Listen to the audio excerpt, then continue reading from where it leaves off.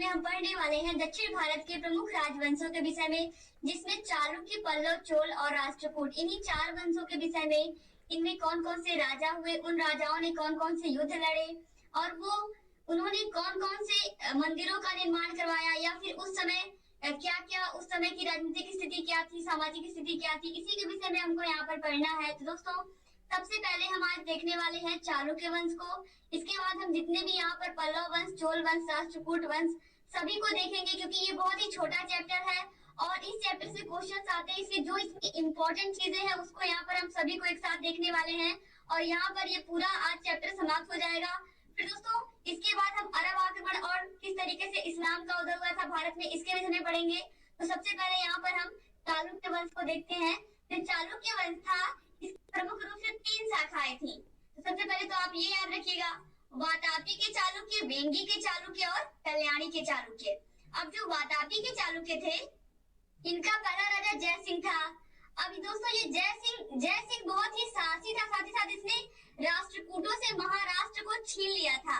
यानी कि ये जो शासक था, ये बहुत ही महान शासक था। अब यहाँ पर दोस्तों देखिए, इसके बाद जो दूसरा राजा हुआ वो सबसे प्रतापी राजा हुआ इस चालुक्य वंश का, वो था पुलकेशिन द्वितीय। पुलकेशिन द्वितीय ने कन्नौज के राजा हर्षवर्धन को नर्मदा के दक्षिण में आगे बढ़ने से रोक दिया था। आप देख सकते हैं कि जो पुलकेशिन द्वितीय था, ये कितना अधिक प्रतापी राजा था और शक्तिशाली राजा था कि इसने हर्षवर्धन के विजय रथ को रोक दिया था। तो ये आप याद रखिएगा कि जो सबसे ज्यादा प्रतापी राजा हुआ है वातापी चालुक्यों का, वो था पुलकेशिन द्वितीय। अब इसके बाद दोस्तों हम देखते हैं वेंगी के चालुक्यों के विषय में। इस राजवंश का संस्थापक विष्णुवर्धन था और इस वंश का सबसे प्रतापी या सर्वाधिक शक्तिशाली शासक विजयादित्य था। इसके बाद हम कल्याणी के चालुक्यों के विषय में देखेंगे। इस वंश का संस्थापक तैलप था। तो कल्याणी के चालुक्यों का संस्थापक तैलप था, ये आप याद रखिएगा। अब दोस्तों यहाँ पर देखिए, यहाँ पर कल्याणी के चालुक्य इनको क्यों कहा गया है, क्योंकि इस वंश ने कल्याणी को अपनी राजधानी बनाया था। तो ये आप याद रखिएगा। अब दोस्तों यहाँ पर देखिए, इस वंश का सबसे प्रतापी शासक विक्रमादित्य षष्ठ था। सिंहासन पर बैठते ही उसने चोल, होयसल का तथा वनवासी के राजाओं को परास्त कर दिया था। तो यहाँ पर देखिए, जो कल्याणी के चालुक्यों का सबसे प्रतापी शासक था वो कौन था, विक्रमादित्य था। तो इस तरीके से चालुक्य वंश को आपने देखा।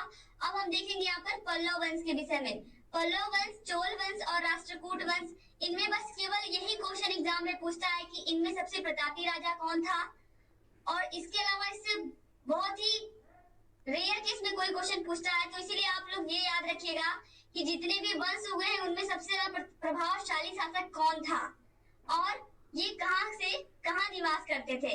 अब पल्लव वंश देखिए, कृष्णा नदी के तट पर दक्षिणी भाग पर पल्लवों का अधिकार था। यानी कि कृष्णा नदी के दक्षिणी भाग पर किसका अधिकार था, पल्लव वंश का अधिकार था। देखिए यहाँ पर पल्लव वंश आप देख सकते हैं।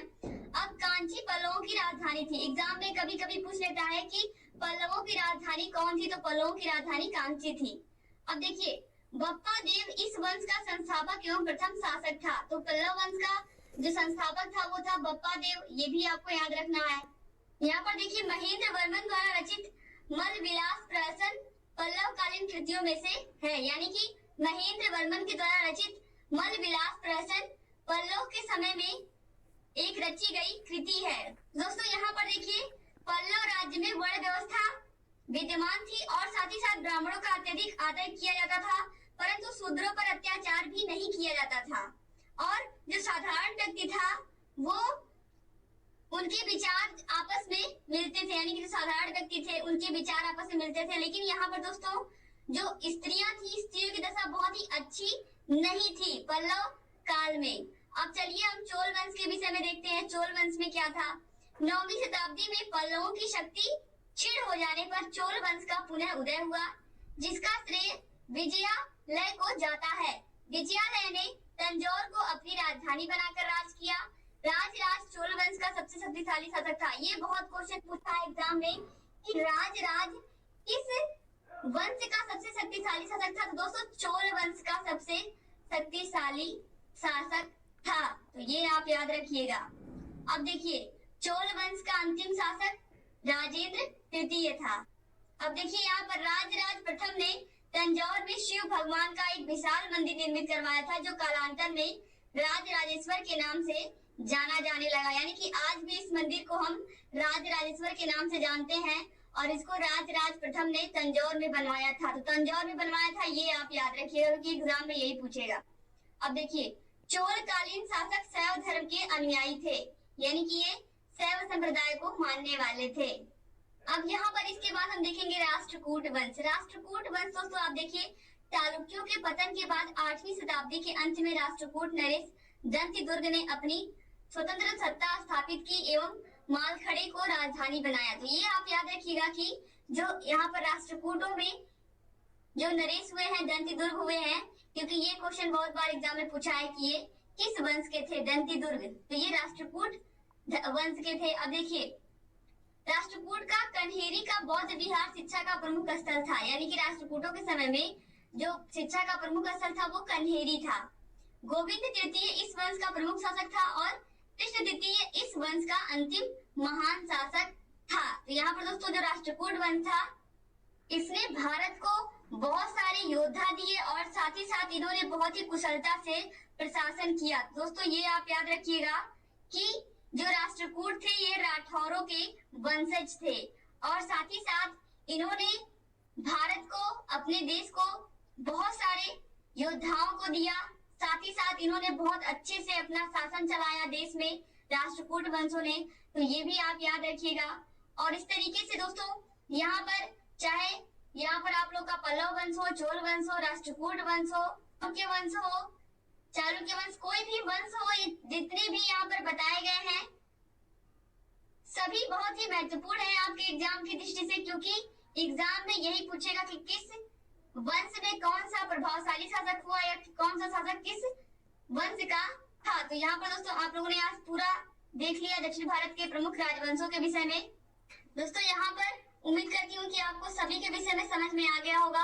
और दोस्तों यहाँ पर जो दक्षिण भारत के प्रमुख राजवंश मैंने बताया आपको, इसके बाद हम आगे देखेंगे अगले चैप्टर में किस तरीके से अरबों ने अपने देश में आक्रमण किया और फिर किस तरीके से उसके बाद तुर्कों का आक्रमण हुआ और किस तरीके से हमारे देश में इस्लाम का उदय हुआ और कैसे गुलाम वंश, उसके बाद खिलजी वंश और लोदी, इन सभी के विषय में, लोदी वंश, जितने भी वंश हुए हैं सभी के विषय में हम पूरा पढ़ेंगे विस्तार से। दोस्तों उम्मीद करती हूँ कि आपको आज का ये पूरा दक्षिण भारत के राजवंशों का जो पूरा यहाँ पर चैप्टर था समझ में आया होगा और बहुत ही आसानी से आप इसको अच्छे से राइट डाउन कर लीजिएगा अपनी कॉपी में। एक बार लिखे रहेंगे आप तो आसानी से आपको चीजें याद रहेंगी और आपको फिर वो भूलेगा भी नहीं। तो उम्मीद करती हूँ कि आप सभी को ये पूरा चैप्टर समझ में आया होगा। और दोस्तों अगर वीडियो अच्छा लगे तो प्लीज इस वीडियो को लाइक कर दिया करिए। आपके एक लाइक से हम लोग को बहुत प्रोत्साहन मिलता है और आप लोग के अच्छे अच्छे कमेंट्स हमेशा हम लोग का उत्साहवर्धन करते रहते हैं कि हम आप लोगों के लिए और अच्छा करें। इसलिए हम लोग हैंड रिटन नोट्स लेकर के आते हैं आप लोगों के लिए, ताकि आप लोग को अच्छे से चीजें समझ में आए। और बहुत सारे प्रशिक्षु लगातार कमेंट के माध्यम से कहते हैं कि ma'am please hand written notes लेकर के आया करिए, बहुत अच्छा लगता है, आप अच्छे से समझाते हो। तो ये सब चीजें सुन करके बहुत अच्छा लगता है कि आप लोग इतना सपोर्ट कर रहे हो हमें और लगातार हमें ऐसे दोस्तों प्रोत्साहन करते रहिए, हमेशा ऐसे ही अपना प्रेम देते रहिए और अपने ऐसे ही हमेशा लगातार हम लोगों का उत्साहवर्धन करते रहा करिए। और दोस्तों इसके अलावा अगर आपको कहीं किसी प्रकार की कोई प्रॉब्लम है, लगातार मैं आप लोगों से बोलती हूँ, आप लोग प्लीज कमेंट बॉक्स में कमेंट करके बताइए करिए। हम आप लोग लगातार जो भी आप डिमांड करते हो उसी के अनुसार आप लोग ये वीडियोस लेकर के आते हैं और लगातार ऐसे ही लेकर के आते रहेंगे।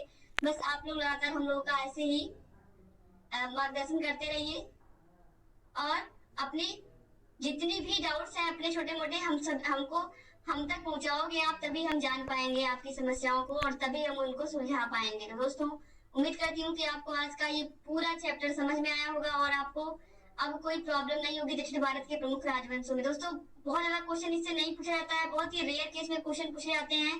तो इस वजह से जितने भी क्वेश्चन इससे बनते हैं उतना मैंने आपको यहाँ पर बता दिया है अच्छे से। अब इसके बाद जो अरब आक्रमण है वहां से फिर आपको पूरा कंटिन्यू अच्छे से फिर आपको मिलेगा।